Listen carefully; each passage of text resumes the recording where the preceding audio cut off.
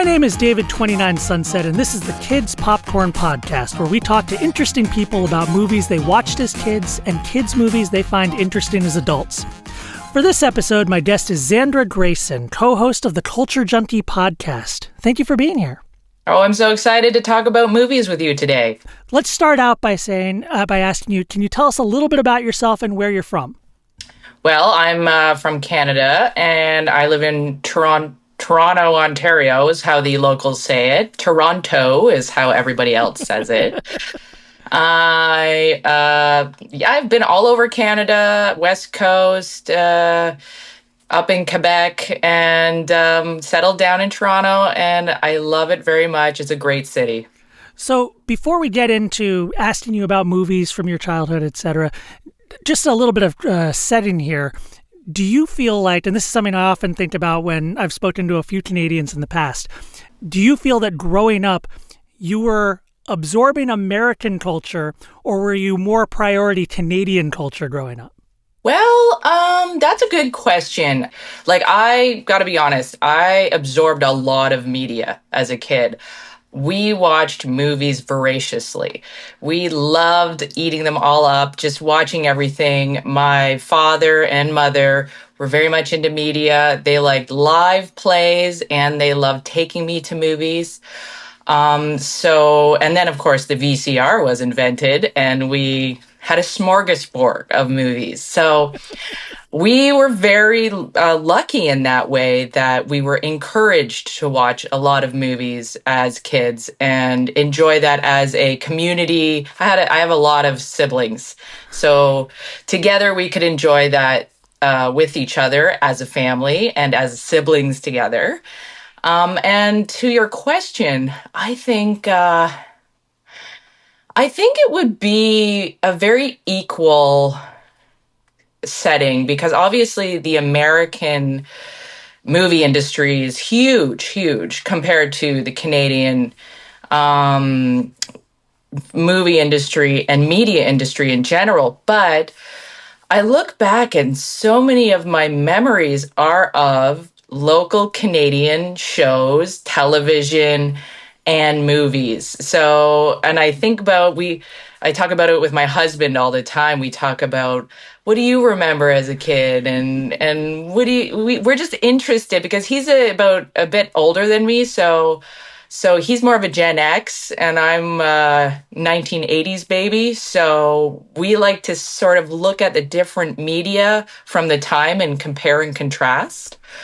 And I feel a lot of the media from my very small generation between the Gen X's and the millennials kind of disappeared and got lost. So I bring stuff up, and usually the stuff that I bring up that I'm like, do you remember that Circle Square, that show, Circle Square, very Canadian show? Or do you remember that show, Today's Special? Do you remember that show? And he's very Canadian show, you know? I remember that one, The Mannequin. Right? Yeah. Yes, Jeff the Mannequin. He puts on the hat or takes off the hat and suddenly becomes a mannequin again. And the mouse and the guard, the puppet who is the guard, and just like icons of Canadian culture. And you didn't know that Mr. Dress Up was different than Mr. Rogers, you know? And I know these are more shows than specific movies at this time that I'm sort of talking about, but those were staples in my life. But we would watch them equally as much as we could. And I think one of my favorite movies as a kid is The NeverEnding Story. You will enter a world where a young boy's imagination becomes a vivid reality. The world of Atreyu and Artax, the Rockbiter, and a good and kind gnome. A world that is vast and eternal, treacherous and dazzling, unforgettable and free. Yeah! It was both Canadian and German made, so it was a staple in my life. Was that your first favorite movie? It was the first movie I ever saw in a movie theater. So I remember vividly going to this movie um, as a 4-year-old and with the whole family, getting out of the car, going. I know it seems a bit crazy to remember when you're 4, but I do remember very well because I actually got my hand stuck in the car door. So it was fine, but when you when you slam your hand in a car door, and back then the cars were like 1970s, so the doors were very heavy. So I remember going in and they wrapped my hand up in a big thing of toilet paper. It was the 80s, let me be clear. Things like that happened in the 80s and it was just normal back then. So so we all just went in and I remember sitting there and watching the movie and being completely awed. I remember it so well because that happened. And I remember the kids looking so big to me.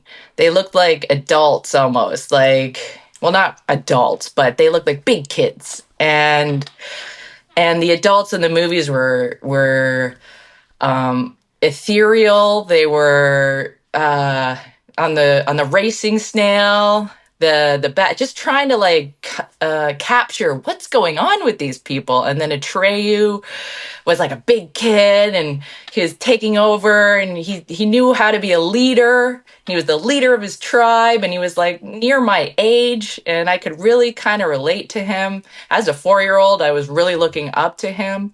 And then the beautiful Empress, she was just so beautiful, and she wasn't in the movie very long, but I was absolutely gobsmacked when she came as a little kid, just like, wow, she's so pretty. And I remember it ending and crying because it was called The NeverEnding Story. I took it very literally. So I don't know if it's my favorite movie because I was so young when I saw that. There are so many good ones. I think I had a different relationship with movies before 1985 and after 1985 because we got a VCR, and then we could watch movies over and over and over and over. So watching that movie in the theater was a big event for you, I'm assuming. Even at 4 years old, at 4 years old, you understood that this was a big event. I'm assuming that this movie was not your choice, that you were just kind of brought along because everybody figured this is something that all of us can perhaps enjoy. And I'm interested particularly in thinking back on it. I remember seeing that movie when I was a little bit older, after it had been in theaters, and just fully understanding this is not an American movie. It would just, no American studio would have made this. Right. That's the way I would describe it now. I didn't have the words for that at the time. But the main thing I remember is the horse in the swamp. That's yes. the traumatic thing that I remember. And I barely remember anything else from that movie. The Swamp of Sadness, yes. So I'm interested in how you absorbed a lot of that as a very small child. And then also, I guess this is the way memory works, is that perhaps did you watch it later on tape at home? And does that color your memory of it as a younger child? Oh, yeah. I definitely remember watching it later and absorbing it differently. And then, of course, watching it as an adult and taking in whole different lessons. Like now when I watch it, because I do continue to watch it, I don't think my husband had even seen it. It was the first time he ever watched it. It was when, last year with me. So he'd never seen it, and he was watching it. We've watched a few movies together that he'd never seen from my childhood that were staples for me. And sometimes he'd watch them and be like, what is going on? Like The Dark Crystal, amazing, but also like, are you okay after watching that? Fair question. But that one, it was a comprehensive storyline. It didn't get lost. It kept going. So watching it through his eyes was very interesting, and watching it through my own eyes as an adult, I could relate a lot more to the father all of a sudden of the young boy who reads the book. And just going like, what are you doing? Like, why are you letting this child stay in the school? Like, is anybody looking for him? But as a child of the 80s, I do understand that was kind of how it went sometimes, is your kid would be out until all hours of the evening, and you wouldn't see them, and they could be doing the craziest of things and going inside a book. You described a sort of split in your movie going history where once you got the VCR, world changed. Yes. So also one of the stereotypes that people of our generation, because I think we're about the same age, elder millennial, one of the stereotypes I've come across again and again is, yeah, my parents just like let me watch whatever movie I wanted. You know, they were just doing stuff and whatever. You know, like for instance, I used to watch Major League for some reason when I was 10 years old. Oh, And so I saw that with my parents. It wasn't I didn't sneak that one.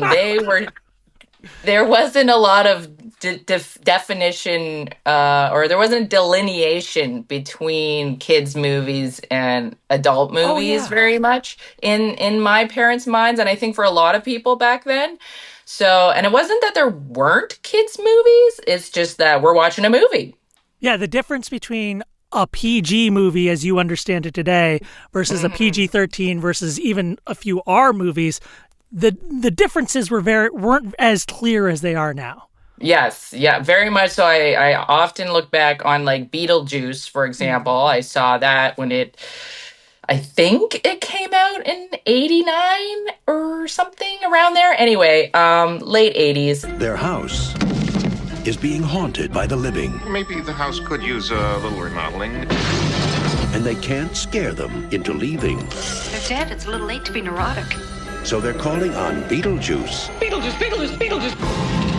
Who's no ordinary ghost. You don't want his help. Can you be scary? What do you think of this? Now, the party's over. You want somebody out of the house? I want to get somebody out of your house. But the fun has just begun. It's showtime. Some of the themes, I look back and go, oh my, that's problematic. I did not think about that at the time. I was focused on the makeup and, you know, being in the underworld and trying to understand death and what is life and what is the underworld. And I did not wonder about any of the more problematic themes that come into what Beetlejuice was doing, and why is he in love with this child, and why is he trying to marry her, and she's a bit young for that, you know. And kids nowadays, I find they give them a lot of side eye, going, what's going on in that? And so they seem to pick up on some of the more questionable choices that may have been funny to us back then. You're articulating something about Beetlejuice that I've thought about and wasn't able to really explain to myself even, which is that it's so pitched at a 13-year-old girl's idea of spooky and what's interesting, a very specific 13, 14-year-old girl, that it's almost accidentally brave in showing how creepy and terrible men can be towards young teenagers like that. Yeah.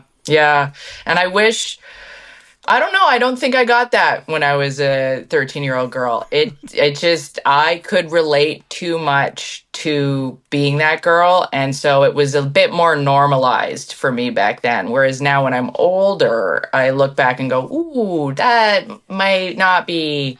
So, you know, and there's the question of, do you shelter someone from themes, or do you put it forth and question them? And I think the question is, how do you put it across in the writing, really? So you can totally talk about anything, but it's just, what voice do you give it? What is the narration, and how is it relatable to a kid? We've talked a little bit about a movie you really enjoyed when you were a very young child, a movie that you watched quite a bit when you were a little bit older. Now as an adult, what is your favorite kids movie, we would say? I would say another Tim Burton movie is Nightmare Before Christmas. Open your mind and let yourself go to a place where every day is Halloween and every night Jack Skellington, I am the Pumpkin King, dreams of something different. What is this? It's someplace new. Jack, look out! What's this? What's this? There's color everywhere. What's this? There's white things in the air. What's this? I can't believe my eyes. I must be dreaming. Wake up, Jack. This isn't fair. What is this? It's just a great movie. It's good for Christmas. It's good for Halloween. It's low on the problematic scale. The songs are great. I love Tim Burton. The puppets are beautiful. It's just a great movie all around. And I loved it when it first came out. And again, I showed it to my husband, who had never seen it. It's interesting to see the media that he's consumed compared to me, because we both were at this very strange miss in culture, where I was watching movies when he was going out to the bars and playing music and being a young adult, and I was being a young child. And then, but that sort of rhythm kept going throughout our entire lives. So when I was going out and seeing movies, he was having a child in his first marriage, and just continued on going like that. So it's interesting to see this slipshod in between the generations, that we get to both educate each other. Do you think that The Nightmare Before Christmas is aimed primarily at children or adults? Because this is the fascinating thing. I think about Hook when I think about that movie, where it has the trappings of a kid's movie, and kids can watch it and enjoy it, but is it really for adults? And that's I don't know if there's a real answer for it or all, but what do you think about that?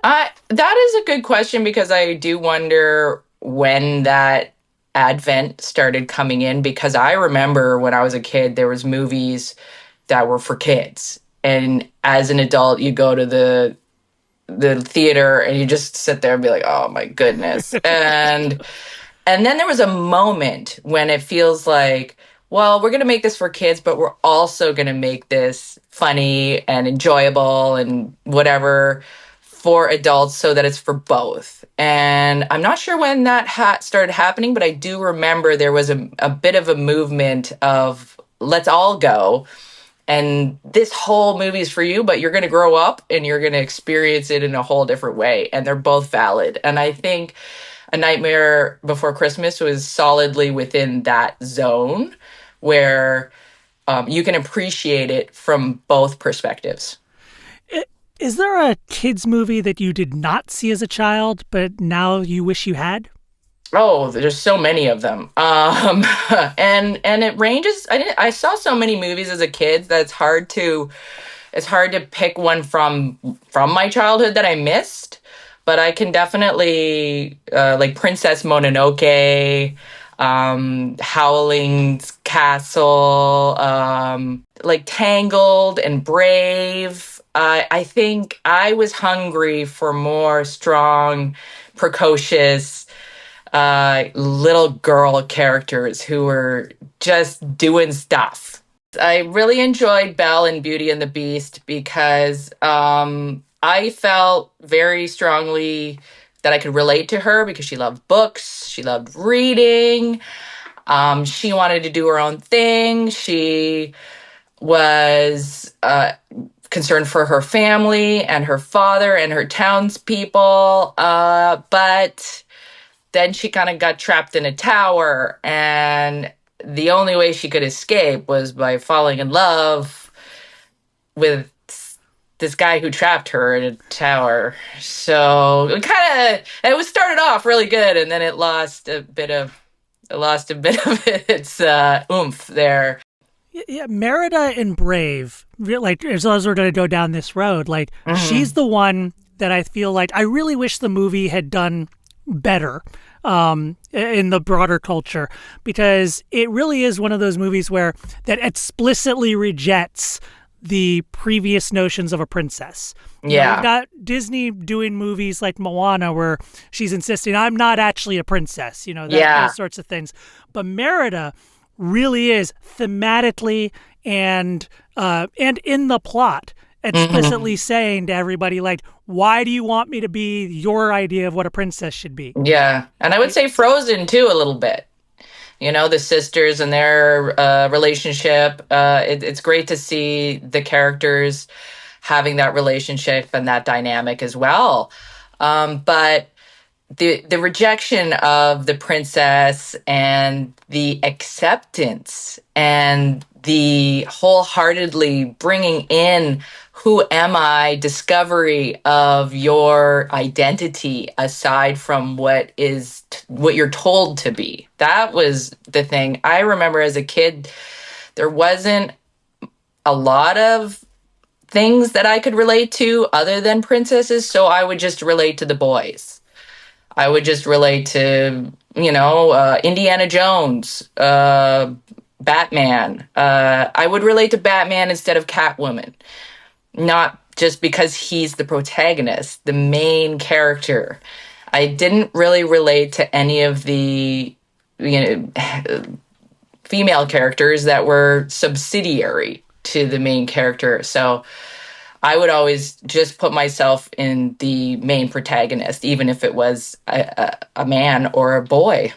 To put this into words that I think, and tell me if I'm going wrong off of this, but you're really speaking, I hear you speaking to the value of seeing people like yourself doing different things. That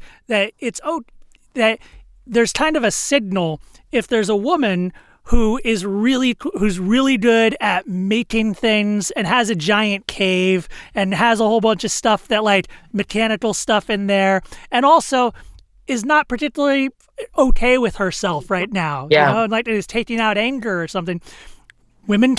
Some women are like that. It's nice to have the permission within society and the permission within yourself to do that, because I know so many women feel they're not allowed to feel any emotions other than nurturing and, helpfulness and stuff, which are very valuable, but we're all dynamic and full beings, and we should be able to express that. And it is good to see everyone on screen being able to do that. And what does that look like? Because it is helping us learn. At the end of the day, you see what's appropriate for yourself, and it gives you a full, story, sound, light, and character example of what does that look like if I were to feel like that? What would the reaction be? What would the people around me react like if I acted like that? Is it a positive thing or is it a negative thing? And what would the results be in the end? So it's almost like a training facility for experiencing things that maybe you don't have to do unless you're in that situation. And I don't think I'm going to be training a dragon anytime soon. But it will be relevant to certain things in my life as I'm getting older. I can look back and think, hey, Atreyu did try and get that horse and he didn't make it. The horse, but he kept going and he remembered his friend. If an 8-year-old came up to you today and said, I haven't seen very many movies, but I would love for you to just tell me what's the most important movie I should see tomorrow. What movie would you tell them? Oh, that's a good question. The most important movie. Or the best movie that you would recommend to me right now, because important, I don't mean to say important as in like this is the must-see movie, but just what's the movie that an 8-year-old should definitely see? Nostalgia-wise, I would say Princess Bride. Again, the themes are really good. A lot of different people are talking to each other from all over the world in the universe that they're in. They're different relationships, dynamic relationships. The Buttercup is a strong woman, doesn't take any guff. It's a fun movie, and I have a lot of nostalgia with it. I think a more updated movie would be The Mitchells and the Machines. Who are these unstoppable warriors? We're the Mitchells, the only people who can save the world. I'm super sorry, everyone. Let me introduce myself. I'm Katie. I'm sort of a weirdo. My parents haven't figured me out yet. To be fair, it took me a while to figure myself out. My brother, also weird. Hi, would you like to talk to me about dinosaurs? No. Okay, thank you. And my mom. Katie face cupcakes. All of us, really. How about we put our phones down and we can make 10 seconds of unobstructed family eye contact? That one's a really good movie for families and parents, kids, anybody, adults and kids. And I think it has a lot of good lessons on how to be a good team. I love that you brought up The Mitchells and the Machines, because it's one of those, I truly believe it's a magical movie in many ways, but one of them is that it's focused on a girl, but it's also about her parents. It's also about her brother in a way that is not hitting you over the head with it, but that comes through in the drama. That she learns that her parents are people. And that her dad is a person. And that's a very difficult thing for a lot of adults to learn when they're adults, that their parents, they're people. They're people just like they are, and they have feelings and they have flaws, and they're figuring things out themselves too. Yeah, we're all learning. And my younger sister, she works in animation, and she actually sent that movie to my dad to watch when it came out and said, "Oh, you should watch this too. It's a really great movie." And so we all watched it separately as adults and as a family.